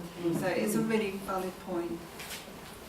I wonder if I could just ask a recycling question. There seems to be a problem with recycling at the moment. The man who goes round with his big trolley is having to put out more and more of his I can't take this load because there's something in it that shouldn't be in the bag stickers. And I asked him what was happening, and he said that he's no longer allowed to take carrier bags, plastic carrier bags, and also any kind of plastic wrapping from food. And that doesn't seem to have been widely advertised. I've been in touch with Tesco, to ask Tesco if they take carrier bags, and they've replied to me that no, they don't take them because local councils are now recycling carrier bags. But I get the impression that we can no longer do that. What I can do, I can speak to my colleague in the recycling team, ask her to send me down leaflets and get those delivered to you on what you can and cannot recycle. Well, I think they need updating because the people don't seem to realise that something's changed, and there's a lot of. That'll be the latest ones they've got, so hopefully we'll cover Well, that. I didn't realise, and I've given up doing the recycling because there's so many bags that are not taken away. It seems strange you can't recycle plastic bags. Well, it's ridiculous. Some of the find notes out? that you I'll find out from Yeah, I mean, again, Yeah. we can get someone to the next meeting if it's Yes, if you could. Yes, they'd be delighted to come down. He's having to put out a lot Yeah. of stickers because people are, he's not allowed to take plastic carrier bags now, and some people are getting a sticker and then not putting anything else Let's out. get the recycling team down to the next one, and you know, so that they're not, because in case we can't take up all of the agenda, I'm thinking the number of things we're promising to have, we'll get them to set up a little stall actually at the back, and as well as saying a few words, they can be handing out information at the back there. They'll be pleased to do that. That would be good, and we need to encourage more use of the little green basket. The man with the truck told me that very few people put out the green basket. Right, they'll be very pleased to do that, so we'll get them along. Thank you. Sorry, Paul, just going back onto the windows. When we first got them installed, Why are you asking the me? triple glazed windows. Yeah. On the 6th floor, Yes. the studio flats, Yes. the kitchen window to the back is fixed. It's a small one. Okay. So you can't pull it in and clean anymore. The booklet says on the estate, you have, as a tenant, you must keep your windows clean. Right, so there's no way for you to access the back of it. 'cause I it's mentioned too to high. Steve Murray, is it? A while back. Yeah.